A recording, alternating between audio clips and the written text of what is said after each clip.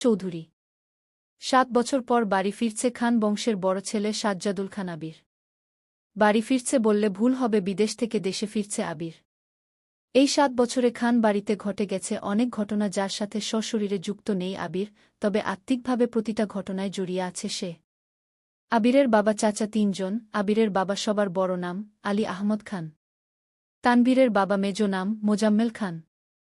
ছোট চাচ্চুর নাম ইকবাল খান। আবির তার বাবা মায়ের একমাত্র ছেলে।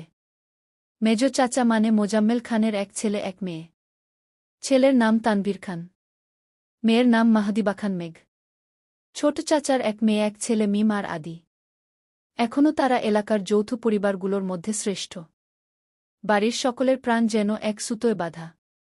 5 ভাইবোনের মধ্যে আবির সকলের চোখের মণি। আবিরের জন্মের পর তার বাবা মা দ্বিতীয় সন্তান নেওয়ায় চিন্তায় করেন নি এস্ক পর্যন্ত সে বাড়িতেই ছিল সবার নয়নের মণি। আবিরের চাঞ্চল্যে মেতে থাকত খান বাড়ি। আচমকা যেন পরিবেশটা পাল্টে গিয়েছিল। 18 বছর বয়সে আবিরের হঠাৎ করে স্কলারশিপে বিদেশে পড়তে যাওয়া বাড়ির সকলের সাথে শারীরিকভাবে যেমন দূরত্ব বেড়েছিল, তেমনি দূরত্ব বেড়েছে মানসিকতার। 7 বছর পূর্বের আবিরের সাথে বর্তমান আবিরের আকাশ পাতাল পার্থক্য।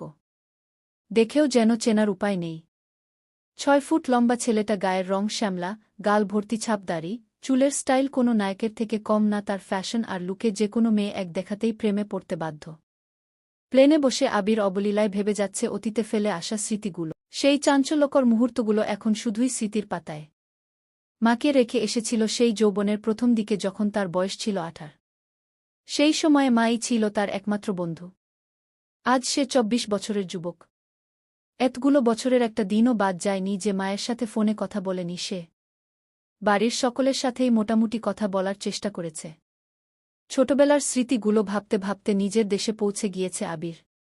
এয়ারপোর্টে আবিরের বাবা আলী আহমদ খান আর তানভীর দাঁড়িয়ে আছে। তানভীর সম্পর্কে তার চাচাতো ভাই আর বয়সে 2 বছরের ছোট, কিন্তু দুজনের বেস্ট ফ্রেন্ড আর কলিজার বন্ধু। তানভীর আবিরকে দেখেই দৌড়ে এসে জড়িয়ে ধরল। এই 7 বছরে একবারের জন্য ও বাড়ি ফেরেনি আবির। তবে প্রতিনিয়ত কথা হয় আবির তানভীরের। আবির তার আব্বুকে সালাম করে জড়িয়ে ধরে। তারপর বাড়ি ফিরে 3 জন। বাড়িতে যেন হৈ হৈ রৈ রৈ ব্যাপার। হবে নাই বা কেন? বাড়ির বড় ছেলে এত বছর পর বাড়ি ফিরছে। রান্নাঘরে বাহারি রকমের রান্নার ধুম পড়েছেন মা চাচিদের। হঠাৎ দরজায় আবিরকে দেখে সবার মধ্যে হইচই শুরু হয়ে গেছে। আবিরের আম্মু দৌড়ে এসে জড়িয়ে ধরলেন ছেলেকে।